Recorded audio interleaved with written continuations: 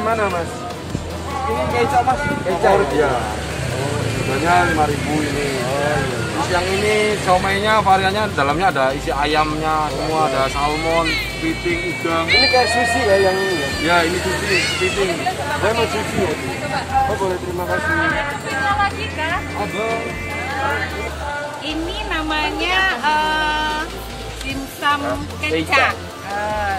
Dalamnya katanya ada sayurnya, ada ayamnya. Kayaknya enak dan paling favorit. Tapi mau cobain ya ini nanti ya. Jadi sahabat-sahabat dilihatin, nggak usah ngiler. Karena ini dimsumnya tinggal dikit, jadi kita berusaha untuk ikut menghabiskan yang tinggal sedikit. Kalau yang ini? Lumpia Jepang.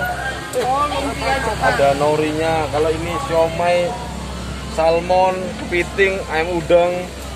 Salmon, kepiting. Ini sebenarnya enak-enak, tapi kalau untuk Ami orang tua kita beli. Ya. Kalau yang ini ayam sayur kocoy. Warnanya cantik-cantik banget ya. Salmon. Ini yang salmon. Salmon gini. Kalau ini pasti Warnanya kepiting, ini yang kocoy. Ya. Ini yang kepiting. Oh, sahabat Ami, ini kita tinggal nanti lihat sambalnya, terus kita cobain dimsum. Karena yang di sini yang paling terkenal itu adalah dari bumbunya. Bumbunya kalau boleh tahu apa kemarin? Bumbu Nusantara, rendang sama sate. Nah, bumbunya adalah bumbu Nusantara, yaitu bumbu rendang sama bumbu sate. Kalau yang lainnya biasanya kan mesti pakai saus nih. Kalau ini bumbu rendang sama bumbu sate, kita cobain ini nanti ya. Oke?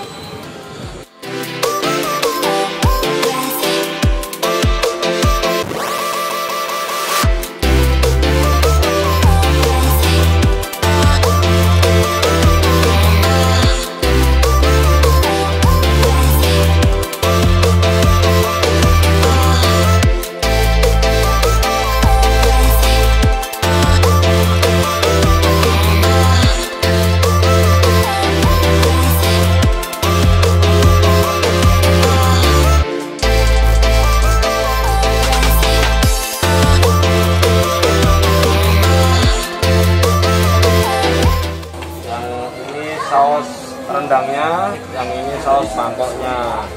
Ini kecap yang paling best seller, ini kecap sama ayam kocoy ini sama siomay. Silakan. Makasih, Mas. Ya, sama-sama.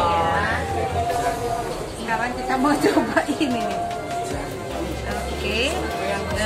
Kayaknya mau yang sayur nih deh. Ini yang kecap ini yang the best kan ya. Tapi mau coba ini aja deh. Ini karena yang ada sausnya yang berbeda, ada saus rendang. Bismillahirrahmanirrahim. Allahumma barik lana fima razaqtana wa qina adzabannar. Bismillah ya. Ininya kayaknya ada sayurnya keluar ya. Keluar sayurnya. Oke.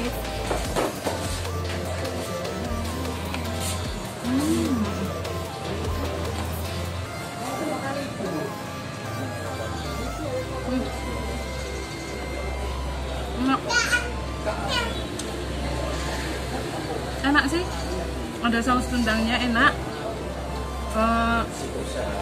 Yang Bangkoknya enak juga, mantap.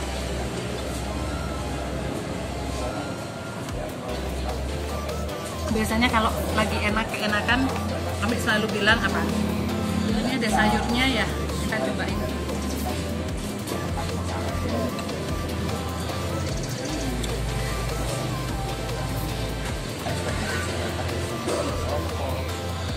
Kalau enak bilangnya apa? Hafalkan semua temannya. Nya nya nya nya nya nya nya nya nya nya. Itu namanya enak. Ayo adik-adik suka ya? Sini sini. Sahabat Ami, kebetulan ini kan lagi di tempatnya temen nih, salah satu temen anak muda yang nanti kita akan kulik tentang dirinya dan usahanya. Nah ini kita semua lagi nyoba. Di depan Ami ini ada pakar muda juga, pengusaha muda juga yang kebetulan nanti kapan-kapan kita akan kulik dia juga. Sekarang kita tanya dulu, Mas, gimana rasanya gitu? Rasanya gimana nih? Gitu.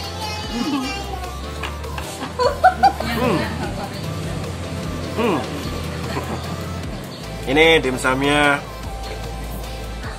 enak sekali. Dan kayaknya nih nggak kaleng-kaleng nih. Ini harganya emang kaki 5, tapi kualitasnya kayak dimsum di resto-resto ya. Jadi kalau kalian pengen nyari dimsum yang harganya pas di kantong, tapi dengan rasa yang enak, ya langsung di Yosmi aja nih.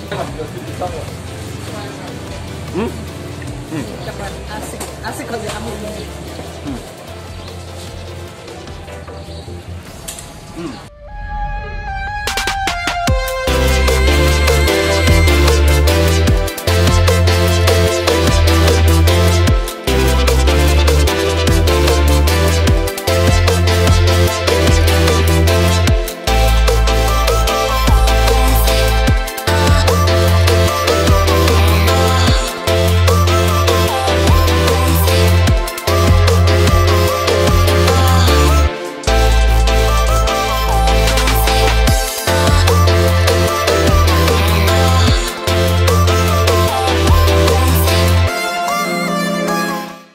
Sahabat Ami dimanapun Anda berada, kali ini jumpa lagi pada acara Ami bersama orang keren lagi. Nah, Ami selalu bilang ada orang keren ya, memang banyak sekali orang keren di sekitar kita, dimana kita tidak menyadari bahwa mereka adalah orang-orang hebat yang sangat menginspirasi. Termasuk sosok di sebelah Ami ini, yaitu seorang anak muda yang bagaimana kiprahnya dia di dunia UMKM juga di komunitas TDA ya, tangan di atas. Itu suatu gerakan sosial yang memberikan apa ya, istilahnya menggerakkan nurani untuk berbuat sesuatu kepada orang lain. Oke, kita kenalan dulu ya ini ya. Selamat sore, Mas. Siapa ini nih? Nama saya Ali, ya. Nama saya Ali Saifi. Dari Gresik ya, dari Gresik. Asli Gresik tadi. Ya, asli Gresik saya Gresik. Saya dari komunitas tangan di atas, sebuah komunitas wirausaha yang berskala nasional. Jadi saya bangga wanita TDA karena apa ya, saya di sini juga untuk belajar berwirausaha semuanya, karena saya juga berhutang budi sama TDA. Semua ide-ide kreatif itu juga dibantu oleh teman-teman dari TDA. Makanya saya kebetulan ditawarin podcast sama Bu Ami, ini saya pakai kaos TDA. Saya juga bangga soalnya. Loyalitas gede banget ya, keren. Tapi lebih keren lagi ketika kita akan mengulik Mas Ali, di mana dia punya tempat nih semacam kafe di Sahabat. Mungkin tadi udah melihat sedikit ya. Jadi ini dulunya adalah tempat kafe terbuka, di mana ketika pandemi ini tutup.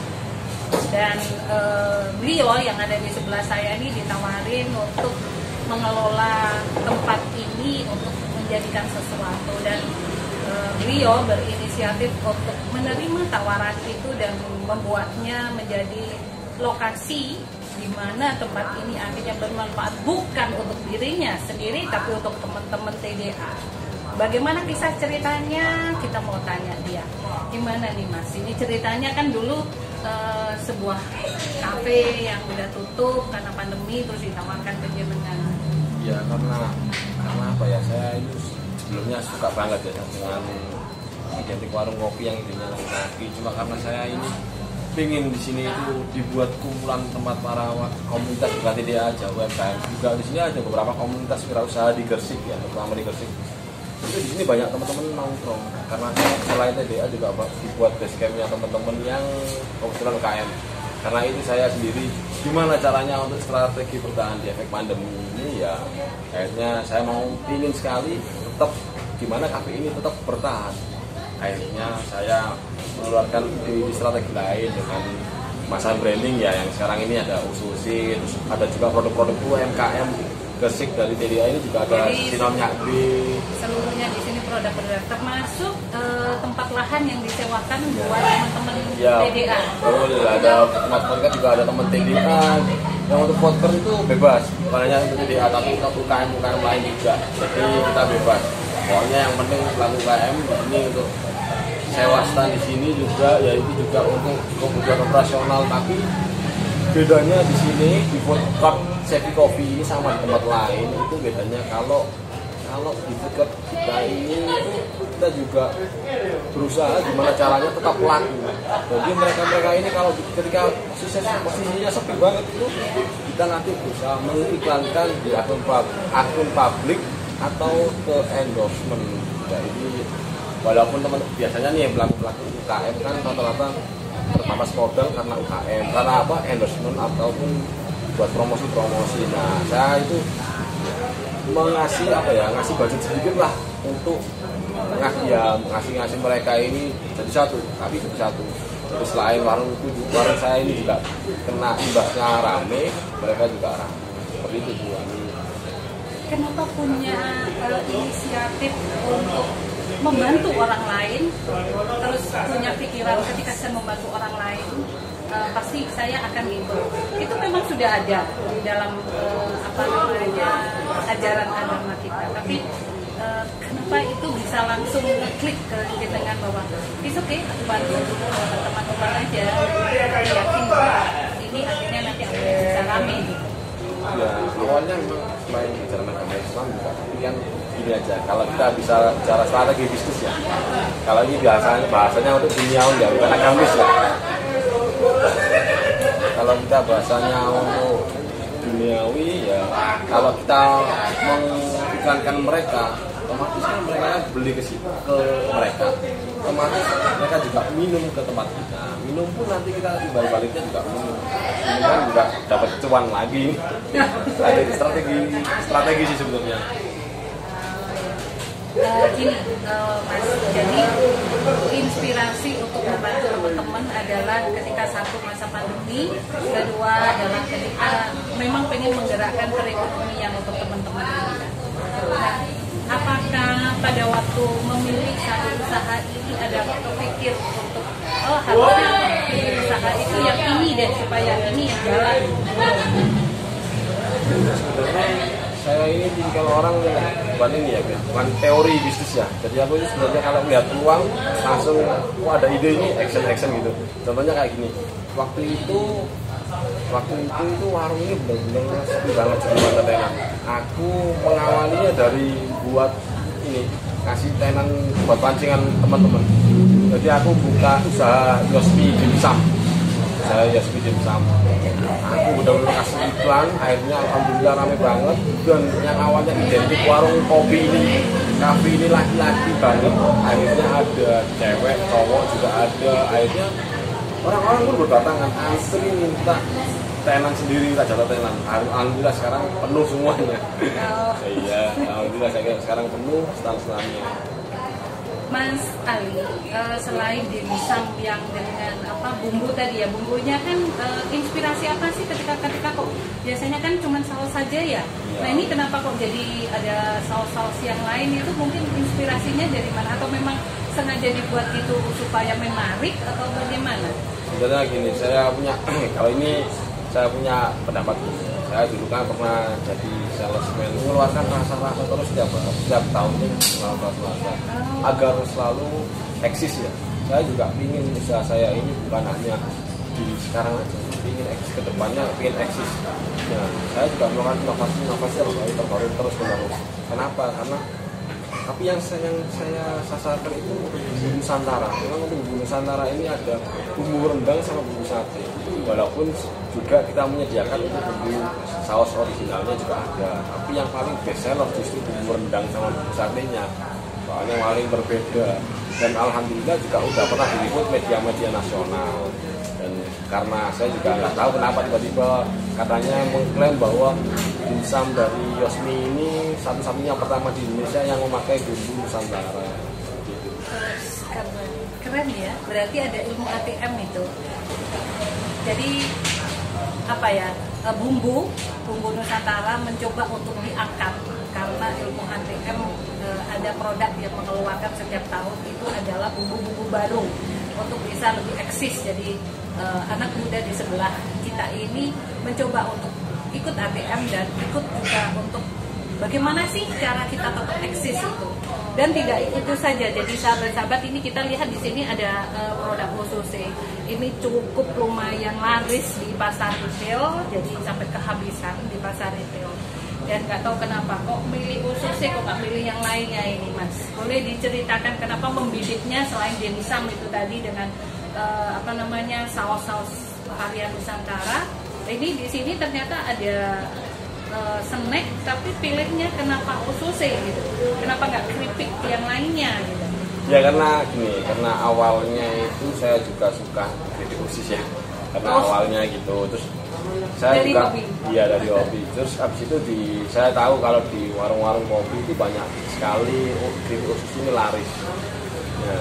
Tapi saya gimana caranya ini untuk agar orang ini tertarik? Kalau keripik usus kan udah biasa, saya ngasih berbagai varian rasa. Berbagai varian rasa ini ada original, pedas, balado, sapi panggang sama barbecue.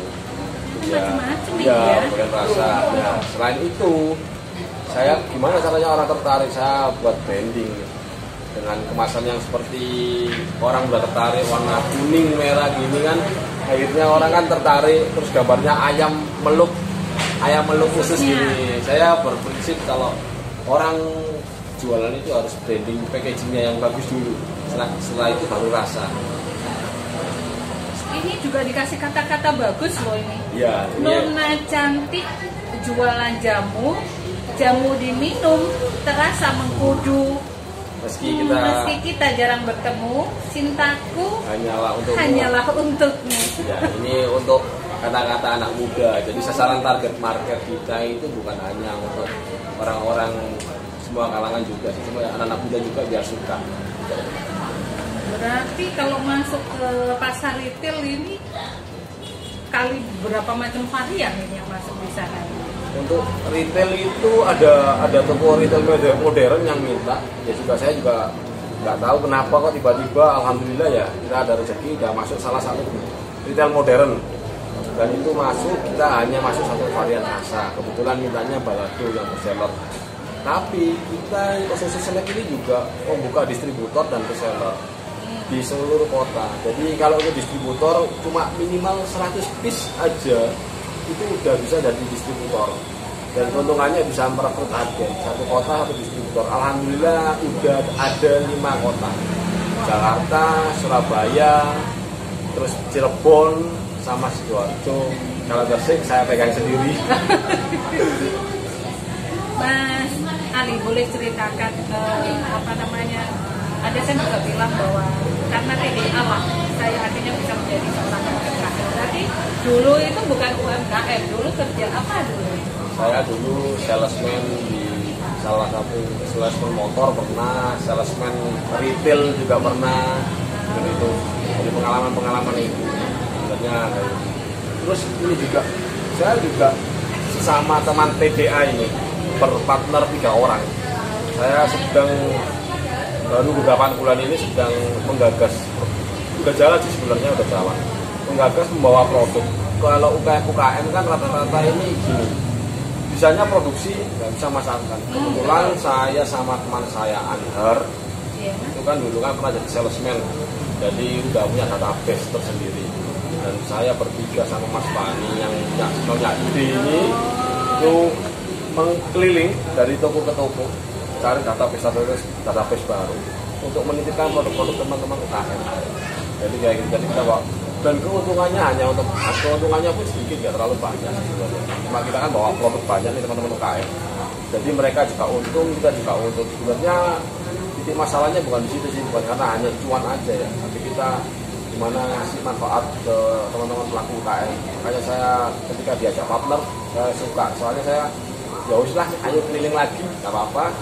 Ini juga demi UKM juga, seluruh UKM. Ada nggak keinginan lain lagi untuk teman-teman UKM yang ada di Gresik? Saya pengennya di UKM Gresik ini yang rata-ratanya kan kurang branding, di luar itu kurang branding. Saya melihat dari beberapa kota lain itu brandingnya lebih dikenal daripada di Gresik. Dan aku sih pengen, mungkin berawal dari teman-teman UKM saya yang sempat diliput karena media nasional. Saya pengen itu UKM lainnya itu berlomba-lomba brandingnya itu dibagusin, mulai dari packaging atau berlomba-lomba masuk ke retail. Gimana pun caranya mungkin ya bisa tanya ke mentor ya, kayak Bu Ami ini yang juga sering sharing-sharing ke Bu Ami ini kan gitu loh. Bu Ami ini kan ini juga lagi kejenengan ini ya. Bu Ami ini kan pakar branding juga ini. Jadi mungkin saya bakalan sering sharing ini. Kenapa jadi saya ini? Mas Ali, sebenarnya gini, ketika pertama kali kami tahu bahwa ada anak muda, terus dia aktif di kegiatan sosial, tangan di atas, tapi dia juga menginspirasi teman yang lain dengan mengajak bergotong royong, memberikan satu tempat kepada teman-teman untuk bisa mengeksplor produknya dengan bikin kafe-kafe kecil-kecil di sebelah-sebelahnya, bahkan membangun tempat lesehan untuk lebih nyaman gitu. Itu sebenarnya dalam hati kami ini ya sangat terharu sih, sangat terharu di mana keren ya, ada anak muda yang mau berpikir orang lain, ada anak muda yang dia berpikir jauh ke depan, memikirkan orang lain bukan hanya untuk dirinya. Apa yang memotivasi Mas Ali menjadi sekarang ini? Sebenarnya saya nggak keren, tapi dibilang Bu Ami keren terus ini.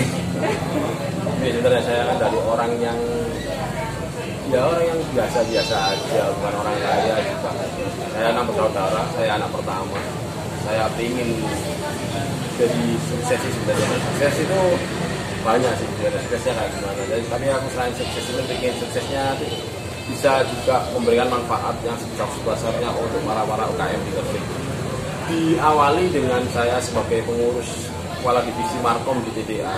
Saya memiliki gagasan dengan program kerja yang berebut usaha anggota TDA. Setiap 1 minggu sekali saya berebut usahanya. Sasarannya yang ke mak-mak yang kurang sosial medianya kurang banget. Jadi ada pelaku usaha itu bisanya produksi tapi hanya lillahi ta'ala, jadi cuma nggak pakai branding, nggak pakai sosial media promosinya, tapi kita berikan secara gratis gimana caranya pelatihan untuk sosial media, dan kita buatkan sosial medianya mulai dari Facebook, Instagram, email pun kita buatkan dengan gratis. Nah kalau untuk setelah itu, kalau untuk bikin konten tetap kita ajarkan. Kalaupun nggak ada mungkin ya nanti mereka bisa kita kasih arahkan untuk jasa-jasa yang paling murah. Nah, jasa pun kita pilihkan dari teman-teman yang UKM. Jadi ada yang harganya mulai puluhan ribu sampai ratusan ribu, kita arahkan ke sana untuk konten-kontennya. Awal yang untuk kayak email, Facebook, itu akhirnya orang-orang itu udah seneng gitu aja. Kayak gimana ya, kayak makasih ya, doakan saya, makasih ya Mas Ali, aku udah dibuatnya kayak gini. Semoga dapat jodoh yang baik. Semoga usahanya laris terus dong. Kan kita kan didoakan. Akhirnya saya juga didoakan satu orang, dua orang. Akhirnya kan ya mudah-mudahan aja, mudah-mudahan sukses. Didoain orang-orang, berkat orang-orang. Ya akhirnya kita juga membantu orang-orang juga. Keren banget.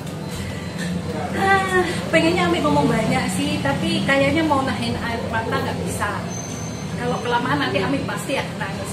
Jadi sahabat semua, sahabat Ami dimanapun ada berada, kita tidak pernah tahu bahwa di sekeliling kita ini ternyata banyak sekali orang-orang yang baik hati, yang hatinya tulus, yang hatinya baik, yang hatinya memikirkan orang lain.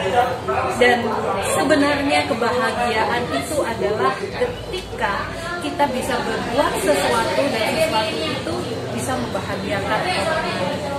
Jadi jangan pernah lelah berbuat kebaikan, karena kebaikan pasti akan berbuat kebaikan dan membahagiakan orang lain, akan berbalik membahagiakan kita. Itu ya Pak Zali.